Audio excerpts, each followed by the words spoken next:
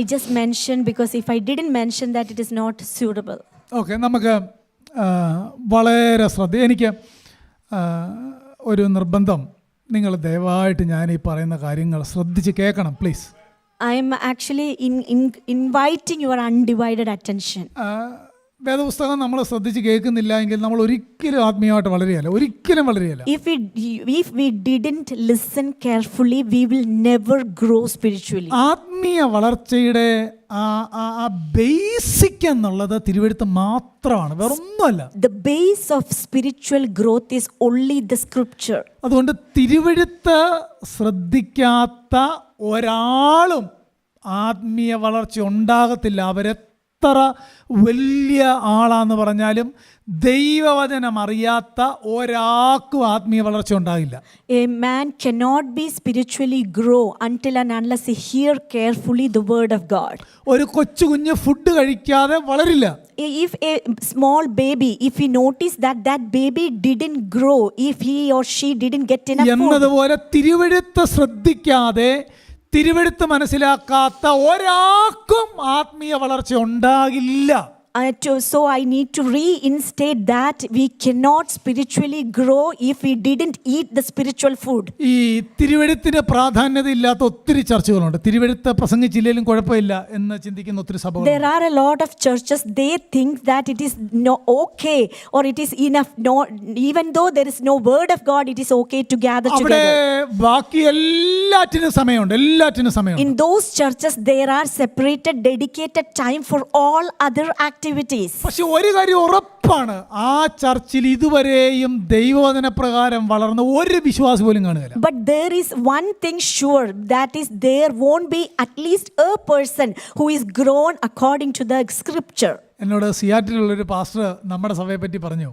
One day a man of God, a pastor from Seattle told me about our church. അതായത് സാംബാസ്റ്റർ ചർച്ചിലെ ആൾക്കാർക്ക് IQ കുറവായതുകൊണ്ടാണ് 1 മണിക്കൂർ അവിടെ പ്രസംഗം വേണ്ടതെന്ന് പറഞ്ഞു.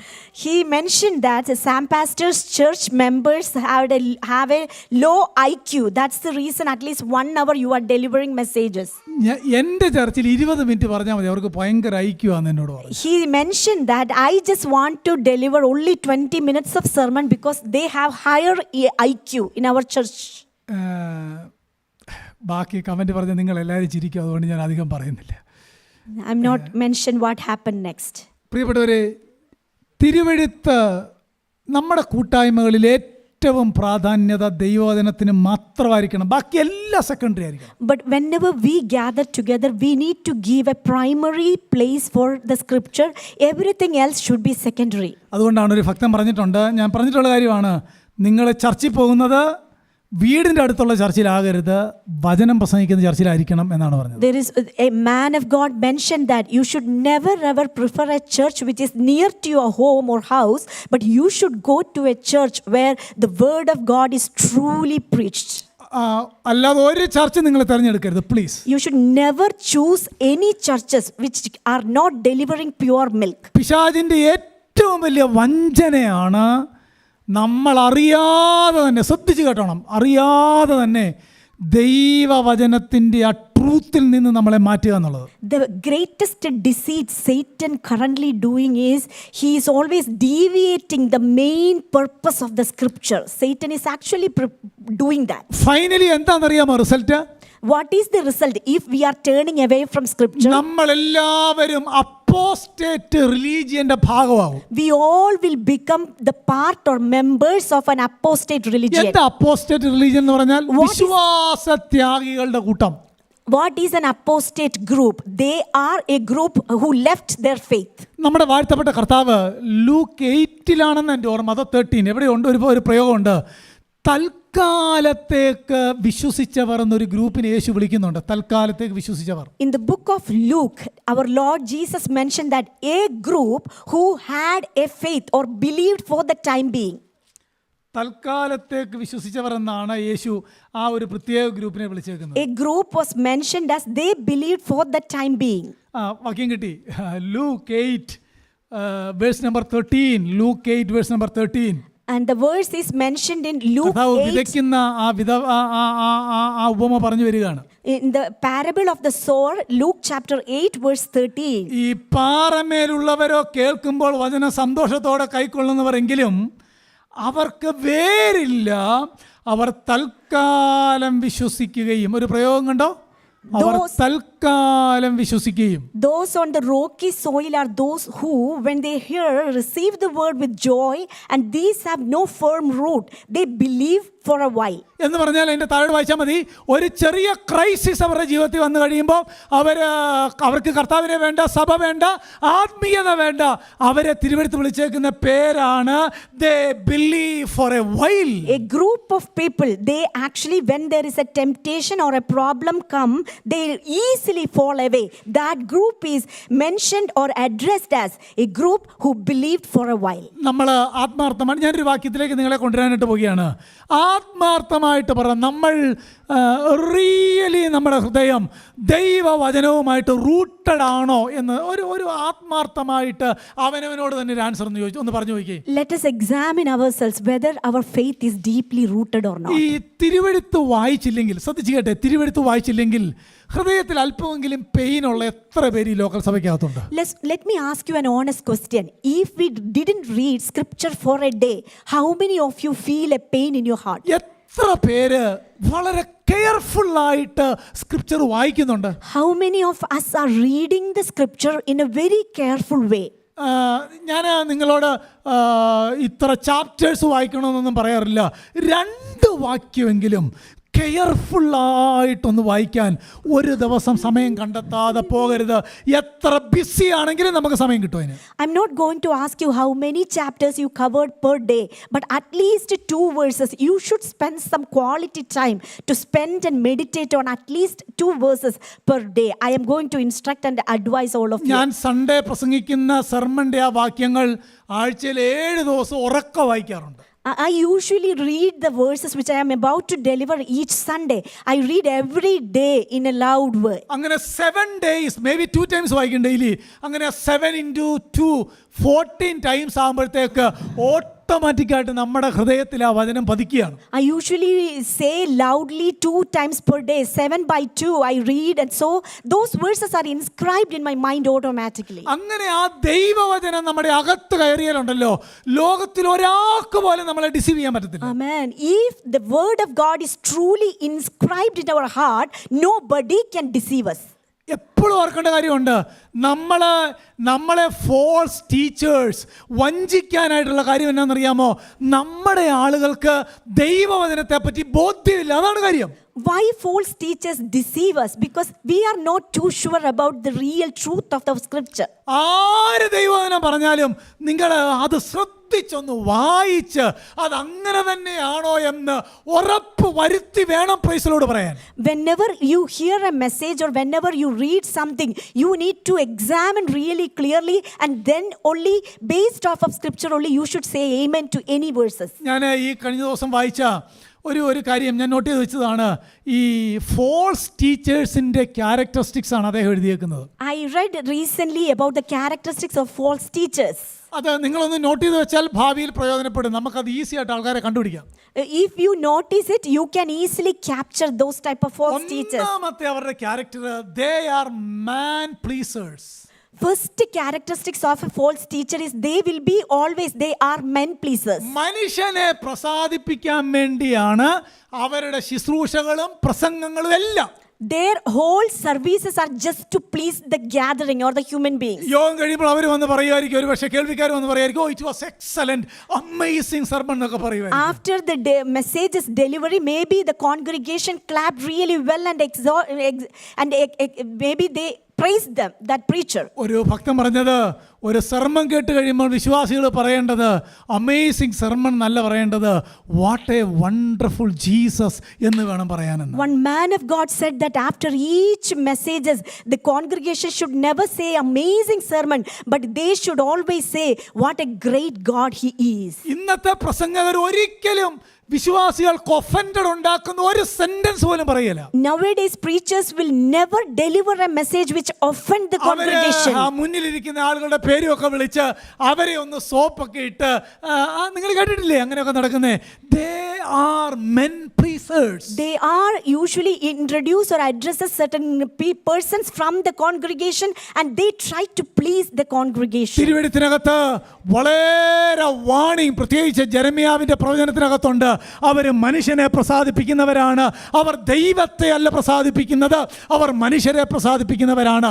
That is the number one mark of false teachers. Number one characteristics of a false teacher is they always try to please the congregation. രണ്ടാമത്തെ characteristics they avoid weighty theology എന്നാണ്.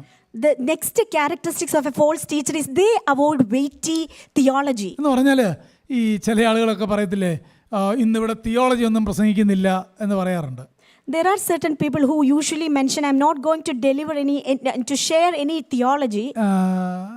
എൻ്റെ ഒരു സ്നേഹിതൻ പറഞ്ഞത്, ഞാൻ മുന്നിൽ ഇരിക്കുമ്പോൾ അങ്ങനെ പറഞ്ഞാൽ ഞാൻ ആ യോഗത്തിൽ നിന്ന് എഴുന്നേറ്റ് പോകുന്നതാണ്, പിന്നെ എന്ത് കേൾക്കാനാണ് ഞാൻ യോഗത്തിന് പോകുന്നതെന്നാണ് അദ്ദേഹം ചോദിച്ചത്. One friend of mine told me that if that type of introduction I am hearing, I will move away from that meeting because I am sitting there to hear that type of message. Theology എന്ന് പറഞ്ഞാൽ ദൈവവചനം എന്നാണ് അതിൻ്റെ അർത്ഥം. The literal meaning of theology is the scripture of God. പക്ഷേ ഇന്ന് theology ഇല്ല, കർണരസമാകുമാർ, അങ്ങനല്ലേ 2 തിമോത്തി 4 വായിക്കുന്നത്? കേൾവിക്ക് ഇമ്പമായ രീതിയിൽ ആളുകൾ ഈ മാർക്കറ്റ് അനുസരിച്ച് സെല്ല് ചെയ്യുക.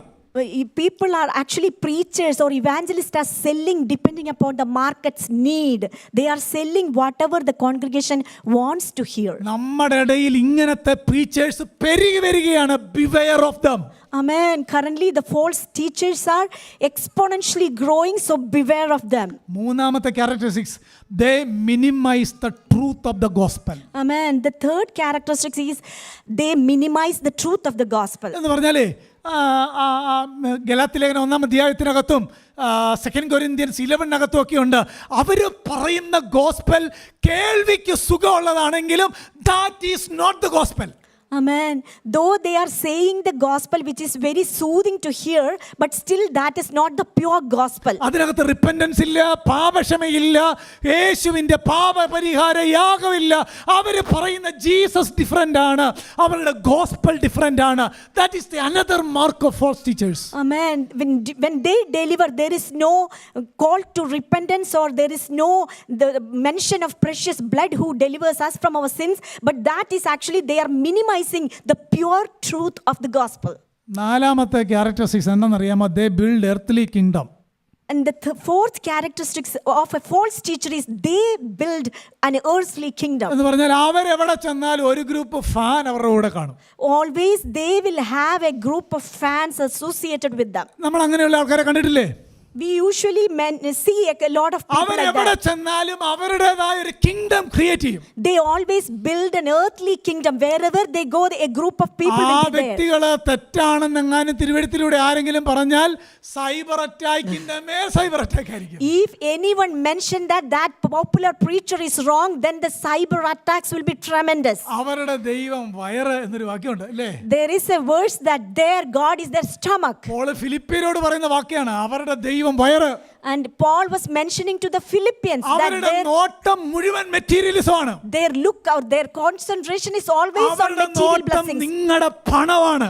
They are always looking into your purses or bags. ഞാൻ ഇടയ്ക്കിടയ്ക്ക് പറയത്തില്ല, പ്രോസ്പെരിറ്റി പ്രീച്ചേഴ്സ് പ്രസംഗകര് മാത്രമേ പ്രോസ്പർ ആയിട്ടുള്ളൂ, ബിലീവേഴ്സ് എപ്പോഴും പാവങ്ങളാണ്. I usually mention that prosperity preachers will get rich, but not the congregation or the one who listen to them. അവർ പ്രാർത്ഥിക്കുന്ന ഒന്നുമില്ലാത്ത പാവങ്ങൾക്ക് വേണ്ടിയാണ്, പക്ഷേ ആ പാവങ്ങൾ എപ്പോഴും പാവങ്ങളായിട്ടാണ്, പക്ഷേ they are become richer and richer. Prosperity preachers always pray for the poorest congregation, but that poorest remained always poor, but the preacher became always filthy rich. നമ്മുടെ കർത്താവിന് എവിടെയല്ലേ എർത്തിലി കിങ്ഡം ഉണ്ടായിരുന്നോ? Do our Lord Jesus have? യേശുവിന്റെ ഡിസൈപ്പിൾസിന് അങ്ങനെ ഒരു fan association ഉണ്ടായിരുന്നില്ല. Our Lord Jesus didn't possess an earthly kingdom or a fans association during his കാര്യം ഉണ്ടാകില്ല. കാര്യം ദൈവരാജ്യത്തിന്റെ sermons is not attractive. Amen. The truth about the kingdom of God is it's not at all attractive. ഒരു വാക്യം പോലും ആളുകളെ attract ചെയ്യുന്ന ഇതിനകത്തില്ല. It is always commanding for obedience. Amen. The scripture always, it is not easy to obey, but it is always encouraging and attracting people to obey. അഞ്ചാമത്തെ പ്രത്യേകത, they will fully twist the scripture. And the fifth point is they will always try to fully twist the scripture. എന്ന് പറഞ്ഞാലേ അവര് അതിനെ അങ്ങോട്ട് തിരിക്കും. Amen. They try to twist the scripture. ഇങ്ങനെയുള്ള എത്ര പേര് അത് വിവരിക്കാൻ പോയി കഴിഞ്ഞാൽ ഒത്തിരി സമയം പറയേണ്ടതായിട്ടുണ്ട്. They try to twist the scripture. അവരുടെ മനസ്സിൽ കുറച്ച് ആശയം കാണും. They had certain ideas in their own mind. അത് പറയാൻ വേണ്ടി അവർ വാക്കിയെടുക്കും. They take a scripture in order to deliver the ideas of their mind. അവിടെ ഇരിക്കുന്ന ആളുകൾക്ക് ഏതിലാണോ സന്തോഷം കിട്ടുന്നത് അതനുസരിച്ച് അവർ ട്വിസ്റ്റ് ചെയ്യത്തുള്ളൂ. They twist depending upon the congregation's need and the desire of the congregation. ഇങ്ങനത്തെ ഇഷ്ടം പോലെ ആൾക്കാരെ കണ്ടിട്ടില്ലേ? That is a fifth nature of false teachers. And the fifth characteristics of a false teacher is fully they are twisting the scripture. ആറാമത്തേത്, they feed the emotions. And the sixth point is they feed the emotions. എന്ന് പറഞ്ഞാലേ ഈ മനുഷ്യൻ വികാര ജീവിയാണ്. Man is a man of full emotions. പക്ഷേ അവര് ആ ഇമോഷനെ manipulate ചെയ്യാണ്. They try to manipulate the emotions of a human being. ഞാൻ എപ്പോഴും പറഞ്ഞിട്ടുള്ള കാര്യമാണ്, ഈ പ്രസംഗിക്കാൻ നേരത്തെ എന്തിനാണ് പിയാനോ വായിക്കുന്നത്? I always ask whenever we preach why a person needs to have in the background to play piano. ഒരിക്കലും ആവശ്യമില്ലാത്ത കാര്യമാണ്. There is not at all a requirement to play piano while we deliver serious messages. പാട്ട് പാടുമ്പോൾ piano വേണം, കാര്യം അവർക്ക് അതിന്റെ tone കിട്ടണം. When we sing, in order to be on the rhythm or chords, we need to have a background music. പക്ഷെ പ്രസംഗിക്കാൻ നേരത്തെ പിയാനോ എന്തിനാന്ന് ഇതുവരെ എനിക്കറിയത്തില്ല. But when we deliver serious messages, I am still unable to understand why we need a background music. നിങ്ങൾ ലോക ചരിത്രത്തിൽ truth പ്രസംഗിക്കുന്ന ഒറ്റ പ്രീച്ചേഴ്സിന്റെ പിന്നിൽ പിയാനോ വായിക്കുന്നവരെ കാണത്തില്ല. If you search in the history, you can never ever see if a true sermon is being delivered, there will be a background music. ഒന്നാമത്തെ കാര്യം, ആ സൗണ്ട് അവിടെ ഉണ്ടെങ്കിൽ ട്രൂത്ത് ശ്രദ്ധിക്കുന്നവർക്ക് ആ സൗണ്ട് ഇറിറ്റേഷൻ ആയിരിക്കും അത് കേൾക്കാൻ. First reason is if a person is truly listening to that breaking message, and that if there is a background music, that will be a distraction for careful listener. They feed the emotions of the people. The false teachers usually feed the emotions of the congregation or people. നാലാമത്തെ, ഏറ്റവും finally seventh one, they compromise the truth. And the final one or the seventh point is they compromise the എന്ന് truth. പറഞ്ഞാൽ they lead people away from the truth. They always lead people away from the truth. സത്യത്തിന് ചെവി കൊടുക്കാൻ മനസ്സില്ലാതെ കെട്ടുകഥ കേൾപ്പാൻ തിരിയുന്നവരായി. വായിക്കുന്നില്ല 2 Timothy chapter 4 verse 3? We are reading in 2 Timothy chapter 4 verse 3. They are not ready to listen pure scripture, but they are turning their ears to hear false tales. അതുകൊണ്ടല്ലേ ഇന്ന് truth പ്രസംഗിക്കുന്നിടത്ത് ആള് കുറവാണ്. നമ്മുടെ ഈ സഭയെ ഇൻവൈഡ് ചെയ്തേക്കുന്ന മറ്റൊരു കാര്യമാണ് പ്രാഗ്മാറ്റിസം എന്ന് പറയും. Pragmatism. That is the reason if you check if a church is truly preaching the gospel, there the number will be always few. That is called pragmatism. ആളുകളുടെ ആരവം അനുസരിച്ചാണ് വിജയിക്കുന്നത്. Usually there is a depending upon the crowd's exclamation or their happiness, there is success waiting for them. എന്ന് പറഞ്ഞാലേ ഈ result കണ്ടാണ് അത് truth ആണെന്ന് വിലയിരുത്തുന്നത്. They measure the success by looking at the result or the acclamation of the crowd. അങ്ങനെ ഈ അങ്ങനെ ചിന്തിക്കേണ്ട കാര്യമില്ല. കാരണം കർത്താവ് ഓൾറെഡി പറഞ്ഞിട്ടുണ്ട് ഇതിനാള് കുറവായിരിക്കും. Amen. We should never think in that way pragmatically, because Lord Jesus already mentioned that those who go to the truth will be very few in number. Narrow gate ആണ്, നാരോ വേ ആണെന്ന് പറഞ്ഞാൽ individually മാത്രമേ അകത്ത് കയറാൻ പറ്റത്തുള്ളൂ. The way is narrow and the gate is also narrow. We are able to go through that way and the door only individually. ബലാൽക്കാരാണ് അകത്ത് കിടക്കുന്നതാണ് കർത്താവ് പറഞ്ഞത്. Those who capture it with the pressure, they will attain it with pressure only, with the force. Violent attackers will capture with violence. അതിന്റെ അർത്ഥം എന്താണെന്നറിയാമോ? ഭയങ്കര ഒരു പോരാട്ടം നടത്തിയാലേ ഈ ഗേറ്റിനകത്തൂടെ യാത്ര ചെയ്യാൻ പറ്റുള്ളൂ എന്നർത്ഥം.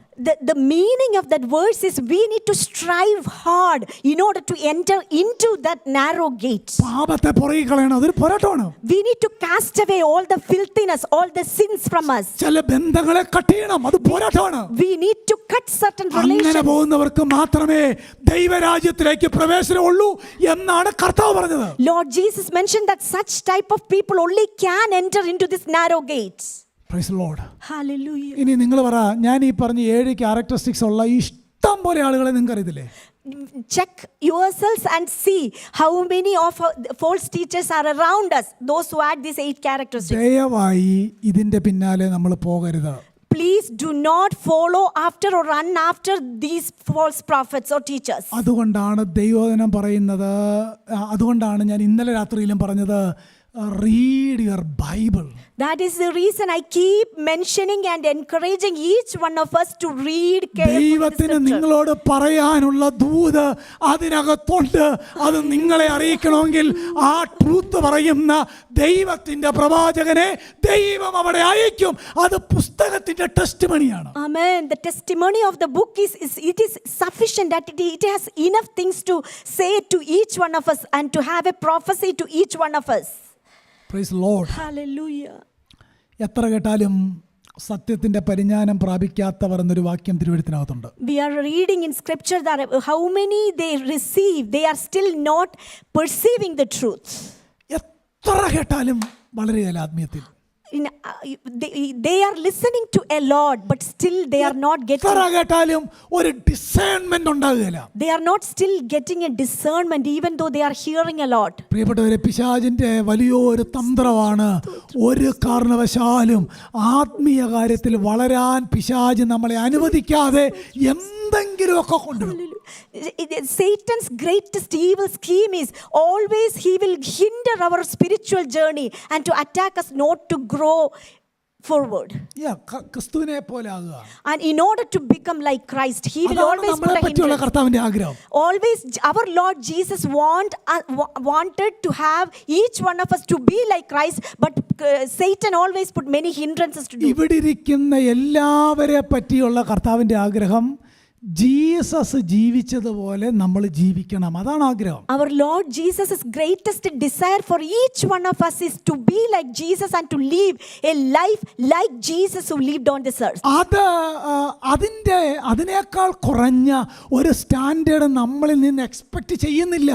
Jesus never expects anything from us lower standard than the life which was exemplified by Lord Jesus. അവനിൽ വസിക്കുന്നു എന്ന് പറയുന്നവൻ അവൻ നടന്നതുപോലെ നടക്കേണ്ടതാകുന്നു എന്നല്ലേ വാക്യം? There is a verse that those who are saying that I am abiding in Christ, who needs to walk the way he walked. ആ വാക്യം ഒന്ന് വായിച്ചു നോക്കിയേ. ഒന്ന് യോഹന്നാൻ, 1 John. Let us look into that verse, 1 John chapter 2 verse 6. 1 John chapter 2 verse 6. എത്ര ഗൗരവമായിട്ടാണ് ആ വാക്യം പറഞ്ഞേക്കുന്നത്. അവനിൽ വസിക്കുന്നു എന്ന് പറയുന്നവൻ അവൻ നടന്നതുപോലെ നടക്കേണ്ടതാകുന്നു. വാക്യം കണ്ടോ? One who says he abides in him ought himself to walk in the same manner as he walked. അങ്ങനെയെങ്കിൽ കർത്താവ് നടന്ന പോലെ നടക്കുക എന്ന് പറഞ്ഞാൽ അർത്ഥം how we can walk the way same like Jesus walked. What is the meaning of that? What is the meaning of that? കർത്താവ് ജീവിച്ച പോലെ ജീവിക്കുക. We need to live like Jesus lived. കർത്താവ് റെസ്പോണ്ട് ചെയ്ത പോലെ റെസ്പോണ്ട് ചെയ്യുക. We need to respond like Jesus കർത്താവ് receive ചെയ്ത പോലെ റിസീവ് ചെയ്യുക. We need to receive like Jesus received. പിതാവ് പറഞ്ഞിട്ടല്ലാതെ ഞാൻ ഒന്നും ചെയ്യുകയില്ല എന്ന് നമ്മുടെ വാഴ്ത്തപ്പെട്ട കർത്താവ് പറഞ്ഞെങ്കിൽ തിരുവെഴുത്ത് പറഞ്ഞ പോലെ മാത്രമേ ഞാൻ ചെയ്യുള്ളൂ എന്ന് പറയുന്നതാണ് കർത്താവ് നടന്ന പോലെ നടക്കുക എന്നതിന്റെ. Our Lord Jesus always say that I will do according to the way my Father tell me to do. Similarly, we need to walk according to the scripture. Praise the Lord. Hallelujah. സത്യത്തിൽ ഞാൻ ഇത്രയും കാര്യം ഞാൻ ചർച്ചിലെ ഒരാളോട് കഴിഞ്ഞ ആഴ്ച ചില കാര്യങ്ങൾ സംസാരിക്കുകയും ചെയ്തു. വളരെ വിഷമം ചിലപ്പോൾ ഉണ്ടാകുന്നുണ്ട്. വളരെ വിഷമം എന്ന് പറഞ്ഞാൽ വളരെ വിഷമം. I am telling these things because I feel a great pain in my heart. കർത്താവേ, ഞാൻ കഴിഞ്ഞ ആഴ്ച ഒത്തിരി പ്രാർത്ഥിക്കുകയും ചെയ്തു. കർത്താവേ, എങ്ങനെ ചർച്ചിലെ ഓരോ അംഗങ്ങളും ദൈവവചന പ്രകാരം ഒന്ന് വളരും. എൻ്റെ പ്രാർത്ഥന അത് മാത്രമേ ഉള്ളൂ. I am always praying how each member of our congregation will grow according to our Lord's desire. പ്രിയപ്പെട്ട ഒരു ശുശ്രൂഷകൻ എന്തിനാണെന്നറിയാമോ സഭയുടെ ശുശ്രൂഷകനാക്കിയേക്കുന്നത്? Do you know why a leader or a pastor is appointed as a pastor of a church? ഞാനിതൊന്നും പ്രസംഗിക്കാൻ ഓർത്തല്ല. കൊലോസ്യലേഖനം 1 അധ്യായത്തിലേക്ക് വന്നേ. കൊലോസ്യലേഖനം 1 അധ്യായം. Let us turn our attention to the book of Colossians chapter 1. 23 വാക്യം ശ്രദ്ധിച്ച എല്ലാവരും. Chapter 1 verse 23. ഇതാണ് വാക്യം പറയുന്നത്. ആകാശത്തിന് കീഴെ സകല സൃഷ്ടികളുടെയും ഇടയിൽ ഘോഷിച്ചും പൗലോസ് എന്ന ഞാൻ ശുശ്രൂഷകനായി തീർന്നും നിങ്ങൾ കേട്ടുമിരിക്കുന്ന സുവിശേഷത്തിൻ്റെ പ്രത്യാശയിൽ നിന്ന് നിങ്ങൾ ഇളകിപ്പോകാതെ അടിസ്ഥാനപ്പെട്ടവരും സ്ഥിരതയുള്ളവരുമായി വിശ്വാസത്തിൽ നിലനിന്നുകൊണ്ടാൽ അങ്ങനെ അവൻ്റെ മുമ്പിൽ നിൽക്കാം. ഇപ്പോൾ അതിൻ്റെ 24-ാമത്തെ വാക്യം, എനിക്ക് നൽകിയിരിക്കുന്ന ഉദ്യോഗപ്രകാരം ദൈവവചനഘോഷണം നിവർത്തിക്കേണ്ടതിന് ഞാൻ സഭയുടെ ശുശ്രൂഷകനായി തീർന്നു. വാക്യം കണ്ടോ? We can see the book of Colossians chapter 1 verse 23 and 24. If indeed you continue in the faith firmly established and steadfast and not moved away from the hope of the gospel that you have heard, which was proclaimed in all creation under heaven, and of which I, Paul, was made a minister. Now I rejoice in my sufferings for your sake, and in my flesh I do my share on behalf of his body, which is the church, in filling up what is lacking in Christ's afflictions. നിങ്ങൾ വാക്യം കണ്ടോ? എന്താ ഉപദേശിയുടെ ജോലി? ദൈവവചനം ഘോഷിക്കേണ്ടതിന് സഭയുടെ ശുശ്രൂഷകനായി തീർന്നു. വാക്യം കണ്ടോ എല്ലാവരും? A pastor, he was becoming a minister in order to proclaim or preach the scripture. നിങ്ങളോട് ഞങ്ങൾ ഇന്നത്തെ സങ്കീർത്തന പ്രബോധനം എടുത്തു പറയേണ്ടതാണ്. എത്ര ഷാർപ്പായിരുന്നു ആ വാക്യങ്ങൾ. Amen. The verses which we heard from the psalmist exhortation, such a sharp things we heard. And the book of Colossians in English Bible chapter 1 verse 25 is that we are saying, of this church I was made a minister according to the stewardship from God bestowed on me for your benefit, so that I might fully carry out the preaching of the word of God. കേട്ടോ? I might fully carry out the preaching of the word of God. Amen. We can see that phrase, I might fully carry out the preaching of the word of God. ഒരു ശുശ്രൂഷകന്റെ ഏറ്റവും വലിയ ഉത്തരവാദിത്വം എന്നുള്ളത് ഈ പോഡിയത്തിൽ നിന്ന് ദൈവവചനം പറഞ്ഞ് വിശ്വാസികളെ നടത്തുക എന്നുള്ളതാണ്. A pastor's main purpose is to exhort the scripture and fully carry out the preaching of the word of God, so that the congregation will grow spiritually and remain steadfast in their അങ്ങനെ faith. ക്രമമായി ദൈവവചനം ഓരോ വാക്കുകളും explain ചെയ്ത് പറയുമ്പം വിശ്വാസികളുടെ ഉത്തരവാദിത്വം എന്നാണെന്നറിയാമോ? അത് ഗ്രഹിച്ച് അത് അങ്ങനെ തന്നെയാണോ എന്ന് പരിശോധിച്ച് ദൈവത്തിന് പ്രസാദം പെരുമാറ് അവൻ നടന്ന പോലെ നടക്കണം. What is the responsibility of us listeners? We need to carefully examine, and we need to research it and study and obey it. ഒരു പ്രായമുള്ള പാസ്റ്റർ പറഞ്ഞു, നമ്മൾ മിററിൻ്റെ മുന്നിൽ 5 മിനിറ്റ്സ് നിന്നാൽ നമ്മുടെ മക്കൾ 30 മിനിറ്റ്സ് നിൽക്കുമെന്ന്. നമ്മൾ മിററിൻ്റെ മുന്നിൽ 5 മിനിറ്റ്സ് നിന്നാൽ One of the man of God said that if we started to stand in front of the mirror of God for 5 minutes, our children, in a earthly mirror, like if we stand in front of a mirror, our children will stand in front of a mirror for 30 minutes. നമ്മൾ എത്രമാത്രം ഈ material കാര്യത്തിന് പ്രാധാന്യത കൊടുക്കുന്നോ അത്ര അതിന്റെ എത്രയോ ഇരട്ടിയായിരിക്കും അറിയാമോ തലമുറകളെ influence ചെയ്യുന്നത്.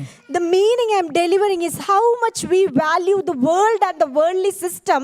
Our generation will notice that, and they will give more value to the worldly system. ചർച്ചിൽ വരുന്നത് എന്റർടൈൻമെന്റിന് വേണ്ടി അല്ല, അത് ഓർക്കണം. Always remember that we are not coming to church for an entertainment. ചർച്ചിൽ വരുന്നത് ആത്മീയ വളർച്ചയ്ക്ക് വേണ്ടിയാണ്. We are coming to a gathering or to a church in order to be spiritually grown. എല്ലാ പേരൻസും കേൾക്കണം, കുഞ്ഞുങ്ങൾ സഭയിൽ വരുന്നതും അവർ രക്ഷിക്കപ്പെടാൻ വേണ്ടിയാണ്, വേറെ ഒന്നിനും വേണ്ടിയല്ല. Listen, all parents, kids are coming to church in order to be saved. അതായിരിക്കണം മക്കളെ സൺഡേ സ്കൂളിന് കൊണ്ടുവരുന്നതും മക്കളെ ചർച്ചിൽ കൊണ്ടുവരുന്നതിൻ്റെയും പ്രൈമറി ഫോക്കസ് എന്നുള്ളത് അവർ വീണ്ടും ജനിക്കണമെന്നതായിരിക്കണം. Main purpose or the focus of all parents should bring their kids in order to be truly born again. Praise the Lord. Hallelujah. നമ്മൾ drum അടിക്കാൻ talented ആണെങ്കിൽ കർത്താവ് അവസരം തരും. If we are talented in playing drums, God will provide us opportunity. നമുക്ക് preach ചെയ്യാൻ talented ആണെങ്കിൽ ദൈവം വഴി തുറക്കും. If we are able to deliver message clearly, then God will open certain ways. Praise the Lord. Amen. ലൂക്കോസിൽ സുവിശേഷത്തിൽ നമ്മുടെ കർത്താവ് പറഞ്ഞൊരു കാര്യമുണ്ട്, അധികം കേട്ടവനോട് അധികം ചോദിക്കും. ഈ സഭയ്ക്ക് ഒരു എക്സ്ക്യൂസും ഇല്ല, വേർഡ് ബൈ വേർഡ് ആയിട്ട് എക്സ്പ്ലെയിൻ ചെയ്യുന്നുണ്ട് എല്ലാ വാക്യങ്ങളും. In the book of Luke, Lord Jesus mentioned that those who listen more, they will be asked more. Especially our church is more responsible. കൊലോസ് ലേഖനത്തിൽ പൗലോസ് പറഞ്ഞു കേട്ടോ, ദൈവവചന ഘോഷണം നിവർത്തിക്കേണ്ടതിന് ഞാൻ സഭയുടെ ശുശ്രൂഷകനായി. In the book of Colossians, Paul was mentioning that I was made a minister to fully carry out the preaching of the word of God. ദൈവവചനം ഇവിടെ കൃത്യമായിട്ട് പ്രസംഗിക്കുമ്പം വിശ്വാസികൾ കൃത്യമായി അത് വായിക്കണം. If truly words are being divided, then the listeners should carefully listen and obey. ഓരോ ദിവസം കഴിയുന്തോറും കർത്താവിനോട് അടുക്കണം. As each day passes by, we need to get closer and closer to ആഴ്ചയിലെ God. 6 ദിവസം ചെയ്ത പാപം എല്ലാം കൂടെ കഴുകി കളയുന്ന സർവീസ് സ്റ്റേഷൻ അല്ല സഭ. മനസ്സിലാവുന്നോ? If we carry out a lot of sins throughout the week, it is not, church is not a service station to wash away all the filthiness. നമുക്ക് മൺഡേ ത്രൂ സൺഡേയും എല്ലാ ദിവസവും നമ്മൾ ദൈവ സാന്നിധ്യത്തിലാണ്. നമുക്ക് അവനെ ഹൈഡ് ചെയ്യാൻ പറ്റില്ല. നമ്മുടെ ഇടപാടുകൾ, നമ്മുടെ വാക്കുകൾ, നമ്മുടെ ചിന്തകൾ എല്ലാം ദൈവപ്രസാദമായിരിക്കണം. ഒരു എക്സ്ക്യൂസും അതിനില്ല. We are not separated just for a day. We are always responsible 24/7 throughout the 7 days a week to be in the presence of God and to walk in front of God. ഈ കനാന്റെ മഹത്വം എന്താണെന്നറിയാത്തവർക്കാണ് യോർദാന്റെ അക്കരെ പോയില്ലേലും കുഴപ്പമില്ല എന്ന് ചിന്തിക്കുന്നവർ. മനസ്സിലാവുന്നോ? Those who do not value the promised land or the Canaan, that is the person who is ignoring the Canaan for this world. എന്ന് പറഞ്ഞാലേ ഇപ്പം എൻ്റെ മനസ്സിലേക്ക് വന്നൊരു കാര്യമാണ്. ഈ 2.5 ഗോത്രത്തെ പറ്റി ഓൾഡ് ടെസ്റ്റ്മെൻറ്റിൽ വായിക്കുന്നുണ്ട്. അവർ പറയാം ഞങ്ങൾ കനാനിലേക്കില്ല. 2.5 tribes we can read in the Old Testament, they said that we are not coming to the promised land or to the Canaan. അവർ പറഞ്ഞു ഞങ്ങൾ യോർദാൻ ഇക്കരെ താമസിച്ചോളാം. That 2.5 tribes mentioned that we are going to stay on the other side of the Jordan. എന്നിട്ട് അവർ പറഞ്ഞ ന്യായം എന്നാണെന്നറിയാമോ? What did they said an excuse to stay the other side of the river Jordan? അവർ പറഞ്ഞ ന്യായം, ഇവിടെ ആകുമ്പം ഒത്തിരി പുല്ലൊക്കെ ഉണ്ട്, ഞങ്ങൾക്ക് ഇഷ്ടം പോലെ ആടുമാടുകളുണ്ട്. They said that here on the other side of the Jordan a lot of grass is there and it is flourished with grass, so we have a lot of cattle. That's why it is sufficient for us to stay ഞങ്ങൾക്ക് here. അതുകൊണ്ട് കനാനിലേക്ക് വരണ്ട. They said that we do not want to get into Canaan. പ്രിയപ്പെട്ടവരെ, അതിൻ്റെ application എങ്ങനെ ഞാനത് പറയണ്ടേ? കനാന്റെ glory അറിയത്തില്ലാത്തവർക്കാണ് യോർദാന്റെ പച്ചപ്പ് ഇഷ്ടപ്പെടുന്നത്. മനസ്സിലാവുന്നോ? Those who do not value the glory, understand the glory of Canaan, they prefer to stay on the other side of Jordan. നമുക്കും ആത്മീയത എന്ന ആ സ്പിരിച്വൽ മെച്യൂരിറ്റി എന്ന കനാനേക്കാളും ഇഷ്ടം ഈ താൽക്കാലിക പുല്ലും കൗവും ഒക്കെ ആണെങ്കിൽ ആ 2.5 ഗോത്രവും നമ്മളും തമ്മിൽ എന്താണ് വ്യത്യാസമുള്ളത്? If we also prefer to have worldly values and worldly systems as a predominance in our life, what is the difference between us and the 2.5 tribes? ഞാൻ ഇടയ്ക്ക് ആലോചിച്ചിട്ടുണ്ട്, ഈ 2.5 ഗോത്രം അവരുടെ പറച്ചിൽ കേട്ടാൽ ഈജിപ്തിൽ നിന്ന് അവർ പെസഹയൊക്കെ ആചരിച്ച് വന്നത് അവിടെ പുല്ലില്ലാഞ്ഞിട്ട് പശുക്കളെ മേയ്ക്കാൻ വേണ്ടിയാണോ എന്ന് ഞാൻ ഇടയ്ക്ക് ആലോചിച്ചിട്ടുണ്ട്. I usually think that that's 2.5 tribes came from Egypt. Maybe they tried to feed their cattle with the grass. Is there the reason they came from Egypt? ഞാൻ അങ്ങനെ ചിന്തിച്ചു. I was thinking in that way about that 2.5 tribes. പശുവിന് പുല്ല് കൊടുക്കാനാണെങ്കിൽ ഈജിപ്തിൽ തന്നെ താമസിച്ചാൽ മതിയായിരുന്നു. Their primary objective, they were saying that they need to feed the cattle with fresh grass. If their objective is that, they could have stayed there in Egypt. പ്രിയപ്പെട്ടവരെ, ഞാൻ സ്വർഗമായിട്ട് കനാനെ താരതമ്യം ചെയ്യാൻ ഇഷ്ടപ്പെടുന്ന ആളല്ല. കനാൻ എന്ന് പറഞ്ഞാൽ ഒരു മെച്യൂർ ക്രിസ്ത്യൻ ലൈഫിൻ്റെ ഒരു മെറ്റഫറായിട്ട് കണക്കാക്കാം. Canaan, I am not comparing it to heaven, but I am comparing Canaan to a mature Christian life. നമുക്കിങ്ങനെ ഈജിപ്തിൽ നിന്നൊക്കെ ഇറങ്ങി പക്ഷെ യോർദാൻ്റെ അപ്പുറം പോകാൻ വേണ്ട ഒരു നെയിം സേക്ക് ക്രിസ്ത്യനായിട്ട് തുടരുന്നതാണോ? മക്കളെയൊക്കെ വളർത്തണം, കാര്യങ്ങളൊക്കെ നന്നായിട്ട് നടക്കണം, ഇവിടെ ആകുമ്പോൾ ഇഷ്ടം പോലെ പുല്ലുണ്ട്, അവിടം കൊണ്ട് തീരുകയാണോ? കനാന്റെ ഗ്ലോറി, ആത്മീയത എന്താണ് എന്നതിനെ പറ്റി ബോധ്യമുണ്ടോ? Are we truly understand the true value of spirituality, or are we thinking that this worldly system and the way we are living, that is sufficient? Praise the Lord. Hallelujah. നമ്മെ പറ്റിയുള്ള ദൈവിക പദ്ധതി എന്താ? Do you know what is the plan and purpose of our life? കർത്താവിനെ പോലെ ആകുക. be like Jesus. പാട്ട് പാടുന്നതിന്റെ purpose എന്നാ? What is the purpose of singing കർത്താവിനെ songs? പോലെ ആകണം. Be like Jesus. അന്നാ മാത്രമേ മഹത്വം കർത്താവ് സ്വീകരിക്കത്തുള്ളൂ. That is how only God will receive the glory. സഭയുടെ ശുശ്രൂഷകനായിട്ട് വചനഘോഷണം നിവർത്തിക്കുന്നത് ഏത് മനുഷ്യനെയും ക്രിസ്തുവിൽ തികഞ്ഞവനാക്കണം. വേറെ ഒരു പർപ്പസും ഇല്ല. What is the preaching of the gospel's intention in order to make a person full or complete? എന്തുകൊണ്ടാ സ്ക്രിപ്ചറിനെ ട്വിസ്റ്റ് ചെയ്യാത്ത ഇവിടെ? Why we are not twisting the scripture? എന്തുകൊണ്ടാ ഇതിനോട് add ചെയ്യാത്തെ? Why we are not adding എന്തിനാ something ഞാൻ to? അതിനോട് ചിന്തകൾ അങ്ങോട്ട് ചേർക്കാത്തെ? Why I am not adding certain എന്റെ thoughts of പ്രിയപ്പെട്ടവരെ, mine? വചനം പ്രസംഗിക്കുമ്പോൾ എന്റെ ചിന്തയ്ക്കോ എന്റെ ഒപ്പീനിയനോ യാതൊരു പ്രസക്തിയില്ല. When I preach the gospel, there is no importance for my thoughts or for my desires. തിരുവെടുത്ത് വായിക്കുക, അത് മനസ്സിലാക്കുക. Read the word and understand the ഞാൻ scripture. ഇത്രയും പറഞ്ഞത് ഈ ചർച്ചിലെ ആളുകൾ read the Bible. I just mentioned these verses because these words in order to exhort you all to start reading the മനസ്സിലാക്കാൻ scripture. പ്രയാസമുള്ള വാക്കുകളുണ്ടെങ്കിൽ ഹോളി സ്പിരിറ്റിനോട് പറ, I need your wisdom. When you read the word, if it is difficult to understand, ask Holy Spirit, I need your wisdom. Praise the Lord. Hallelujah. കർത്താവ് എഴുതിയതായതുകൊണ്ട് നമ്മൾ സാധാരണക്കാരായി നമ്മളിത് വായിക്കുമ്പോൾ ഉറപ്പായിട്ടും എനിക്കിത് മനസ്സിലാക്കാമെങ്കിൽ ഈ ചർച്ചിൽ എല്ലാവർക്കും മനസ്സിലാക്കാം. Since our Lord Jesus Christ written this, and if I am able to understand the scripture, every one of our congregation can understand very clearly the Bible. അതുകൊണ്ട് കനാന്റെ മഹത്വം മനസ്സിലാക്കണം, ആത്മീയതയുടെ മഹത്വം മനസ്സിലാക്കണം. Always understand the value and the glory of Canaan. Praise the Lord. ഈ Hallelujah. കനാനെ പറ്റി ഒരു വാക്യം ഒന്ന് വായിക്കാം. എസെക്കിയേൽ 20:6 ഒന്ന് വായിക്കുക. Ezekiel 20:6. Let us read the glory of Canaan is the book of Ezekiel chapter 20 verse 6. 20:6 ഇങ്ങനാണ്. വളരെ വളരെ ശ്രേഷ്ഠമായൊരു വാക്യമാണ്. 20:6 ഇങ്ങനെ വായിക്കുന്നത്, ഞാൻ അവരെ, ശ്രദ്ധിച്ച് കേട്ടോണം, Hallelujah. ഞാൻ അവരെ മിസ്രയീം ദേശത്ത് നിന്ന് പുറപ്പെടുവിക്കുമെന്നും ഞാൻ അവർക്ക് വേണ്ടി നോക്കി വെച്ചിരുന്നത്, അപ്പം മക്കൾക്ക് വേണ്ടി നോക്കി വെച്ചിരിക്കുക, ഞാൻ അവർക്ക് വേണ്ടി നോക്കി വെച്ചിരുന്നതും പാലും തേനും ഒഴുകുന്നതും സർവദേശത്തിന് മഹത്വമായിരിക്കുന്നതുമായ ദേശത്തിലേക്ക് അവരെ കൊണ്ടുവരുമെന്നും ആ നാളിൽ കൈ ഉയർത്തി സത്യം ചെയ്തു. കണ്ടോ കനാൻ്റെ ഗ്ലോറി നിങ്ങൾ കണ്ടോ? ഈ ഗ്ലോറി മനസ്സിലാക്കാത്തവരാണ് യോർദാൻ്റെ ഇക്കരെ മതിയെന്ന് പറയുന്നവർ. We can see the glory of Canaan is mentioned by a prophet Ezekiel by saying that on that day I swore to them to bring them out from the land of Egypt into a land that I had selected for them, flowing with milk and honey, which is the glory of all lands. ഈ പേരൻസിന് മനസ്സിലാവുന്ന ഒരു example പറയാം. I am trying to tell all parents can easily understand. ഈ പേരൻസിന്റെ asset ഒക്കെ മക്കൾക്ക് divide ചെയ്ത് വെക്കാറുണ്ടല്ലോ നിങ്ങൾ. Usually parents divide all their assets to their descendants or children. അന്നേരം എല്ലാ വീട്ടിലും ആരോടേലും ഒക്കെ പേരൻസിന് ഇച്ചിരി ഇഷ്ടം കൂടുതൽ കാണും. In all houses, maybe parents have a little bit priority or favorite child in that ഇല്ലെന്ന് house. പറഞ്ഞാലും ഉണ്ട്. If you say that there is nothing, still there is a favorite in each houses. അന്നേരം ഈ parents പൊതുവെ ചെയ്യുന്ന കാര്യം വളരെ ഇഷ്ടമുള്ള മക്കൾക്ക് വേണ്ടി പ്രഷ്യസ് സാധനം ഒരു ഇച്ചിരി കൂട്ടി വെക്കാറുണ്ട്.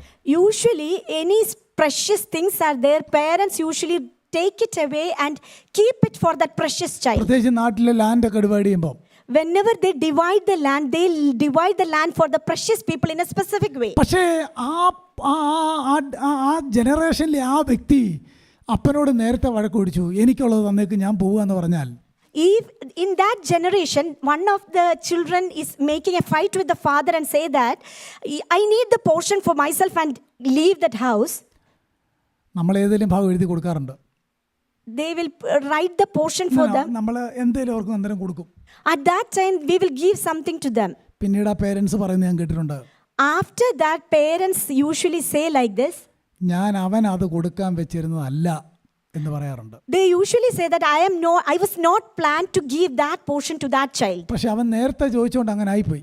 Since that person asked early, I gave a portion which is not assigned to him. ഈ 2.5 ഗോത്രത്തിന്റെ കാര്യമായ എക്സാമ്പിളുമായിട്ട് ചേരുന്നുണ്ടോ?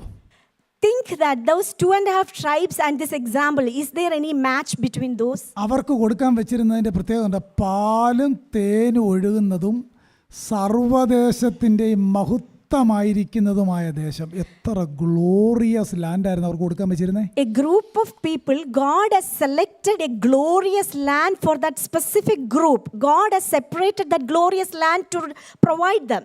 പ്രിയപ്പെട്ടവരെ, കനാന്റെ ഗ്ലോറി മനസ്സിലാക്കാത്തവർക്ക് പച്ചപ്പുല്ലൊക്കെ ഇഷ്ടപ്പെടും. Those who didn't truly understand the glory of Canaan, they usually prefer the grass or the green grass in land. Grass feed ചെയ്യുന്ന പ്രീച്ചേഴ്സിനെ കൊണ്ട് നമ്മുടെ pulpit overflow ചെയ്യാണ്.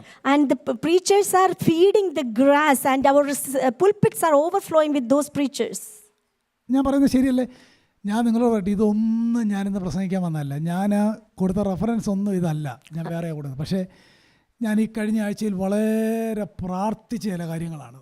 So I'm not planned to deliver these messages today, but I was praying a lot throughout the past week. അതുകൊണ്ട് ഈ ആഴ്ച മുതൽ ഈ local സഭയിലെ ആളുകൾ read your Bible and spend time with God. So I am encouraging all of our congregation, beginning this week, start spending time with God and read scripture carefully. എല്ലാവരും ജോലി ചെയ്യുന്നവരാണെന്ന് എനിക്കറിയാം. I know all of you, majority of us are working professional life. Priority ജോലി ആകരുത്.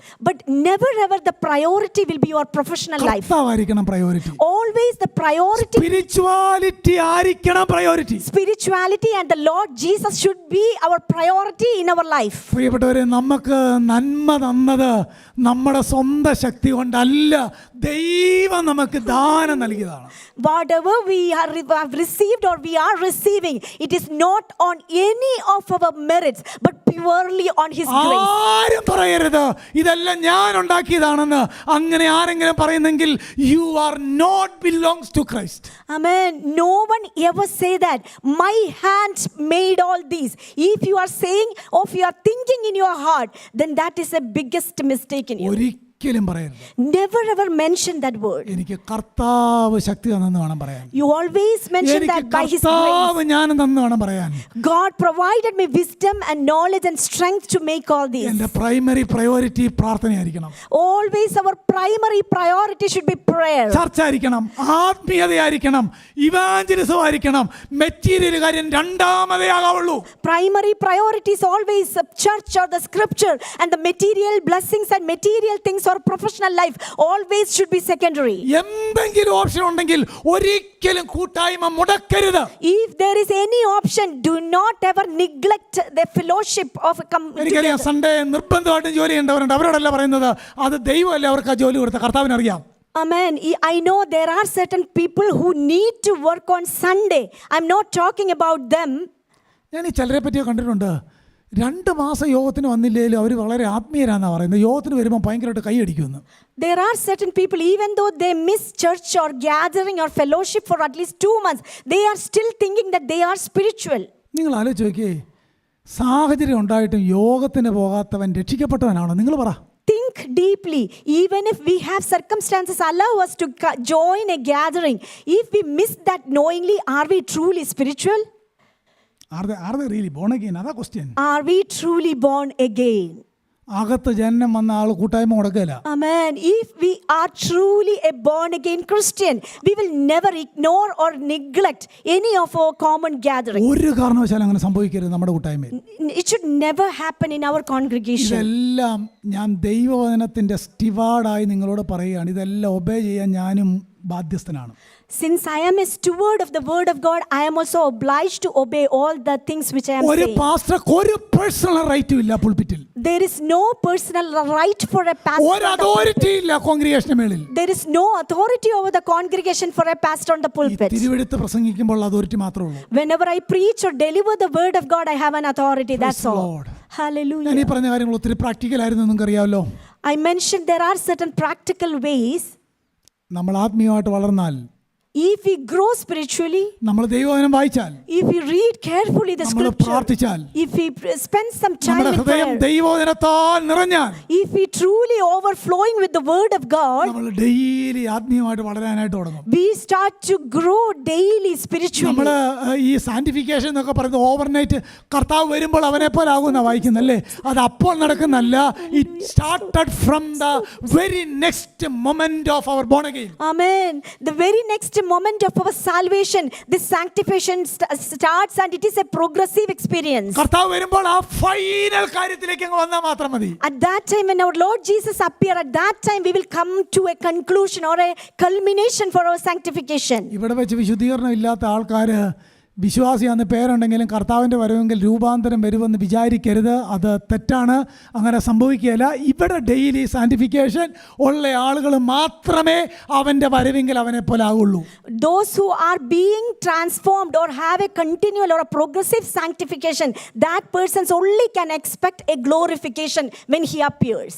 അല്ലാതെ ഒരിക്കലും ഉണ്ടാകത്തില്ല അങ്ങനെ. It won't happen, the glorification of a person, until and unless they don't have a continual spiritual sanctification. ഞാൻ വാക്യങ്ങൾ എക്സജീസിസ് ചെയ്തില്ല എന്ന് എനിക്ക് നല്ലപോലെ അറിയാം. I know I didn't deliver an exegesis through the scripture today. എനിക്കൊന്ന് ആദ്യമായിട്ടാണ് തോന്നുന്നു ഇത്രയും വർഷമായിട്ട് ഞാനൊരു വാക്യം എക്സ്പ്ലെയിൻ ചെയ്യാത്തൊരു പ്രസംഗം. I believe that for the first time I am explaining certain things, practical ways, without explaining a specific scripture. ഇത് മുഴുവൻ ഞാൻ നിങ്ങൾക്ക് വേണ്ടി കഴിഞ്ഞ ആഴ്ച പ്രാർത്ഥിച്ച കാര്യങ്ങളാണ്. These are all the things which I prayed for you all throughout the days of last ഞാൻ week. കർത്താവിനോട് പല പ്രാവശ്യം ചോദിച്ചു, കർത്താവ് എങ്ങനെ ഈ ജനത്തെ ആത്മീയമായിട്ടൊന്ന് വളർത്താം. I asked God several times how I can make this congregation, make them spiritually grow. ഞാൻ ഒരാളോട് സംസാരിച്ചു, അദ്ദേഹം എന്നോട് പറഞ്ഞു പേഴ്സണലി അവരോട് സംസാരിക്കണമെന്ന് പറഞ്ഞു. When I asked one person, that person gave an idea, you need to talk them personally. പക്ഷേ അത് പ്രാക്ടിക്കലി ഒത്തിരി ബുദ്ധിമുട്ടുള്ള കാര്യമാണ്. There are a lot of practical implications for പക്ഷേ that. ഇന്ന് പകൽ ഞാൻ നിങ്ങളോട് ദൈവവചനത്തിന്റെ സ്റ്റിവാർഡ് എന്ന നിലയിൽ പറയുകയാണ്, read your Bible. As a steward of the word of God, I command or I instruct you all to start Careful reading, not casual reading. Start carefully reading the word of God from today onwards. വീട്ടിൽ പ്രാർത്ഥന ഇല്ലാത്ത കുടുംബങ്ങൾ പ്രാർത്ഥന ആരംഭിക്കണം. വീട്ടിൽ If there is no family prayer inside any house, start a family prayer in each house. എല്ലാ ദിവസവും പറ്റുകയില്ലെങ്കിലും ഭാര്യ ഉണ്ടെങ്കിൽ ഒറ്റയ്ക്കാണെങ്കിൽ ഒരു certain time പ്രാർത്ഥിക്കാതിരിക്കണം. Even though you may not be able to gather together every day, if a person is all alone, start and separate a time for കുഞ്ഞുങ്ങളെ family കൊണ്ട് prayer. നിർബന്ധമായിട്ടും Bible വായിപ്പിക്കണം. And make children to read the scripture very carefully. Praise the Lord. എന്നാൽ മാത്രമേ നമുക്ക് ദൈവത്തെ പ്രസാദിപ്പിക്കാൻ കഴിയത്തുള്ളൂ. Then only we will be able to please our Father. നമ്മൾ ഇത്രയും കഷ്ടപ്പെട്ട് ഇത്രയും പൈസയും മുടക്കി എല്ലാ കാര്യം ചെയ്തിട്ട് ദൈവം നമ്മെ പ്രസാദിക്കുന്നില്ലെങ്കിൽ എന്തൊരു പ്രയാസമായിരിക്കും. What will be our condition if our God is not pleased with us, though we are suffering or doing so many other activities? നമ്മുടെ ചർച്ച ഒത്തിരി ക്വാണ്ടിറ്റി വലുതാകണമെന്ന് ഞാൻ ഒരിക്കലും പ്രാർത്ഥിച്ചിട്ടില്ല. ദൈവവചന പ്രകാരം ക്വാളിറ്റി ഉള്ള ചർച്ച ആയിരിക്കണം നമ്മുടെ കൂട്ടായ്മ. I never ever prayed our congregation should be numerous in numbers, quantitatively grow, but I always pray it should be strong qualitatively. ആളുകൾ വരണം, 100 പേര് ഇതിനകത്ത് വരണമെന്ന് എൻ്റെ പ്രാർത്ഥനാ വിഷയമാണ്. Many people should come. One of the prayer points is at least 100 in number should be in our പക്ഷേ congregation. അതിനേക്കാൾ പ്രാധാന്യത ഇവിടെ ഇരിക്കുന്ന എല്ലാവരും ആത്മീയ പക്വതയുള്ളവരാകണമെന്നാണ് എൻ്റെ പ്രാർത്ഥന. But the more importance is each and every person of the congregation should be stable spiritually and mature in a spiritual way. ദൈവവചന ഘോഷണം നിവർത്തിക്കേണ്ടതിന് ഞാൻ നിങ്ങളുടെ ശുശ്രൂഷകനായി. I became a preacher in order to deliver the word of God. Amen, amen. Amen. ഞാൻ പറഞ്ഞ കാര്യം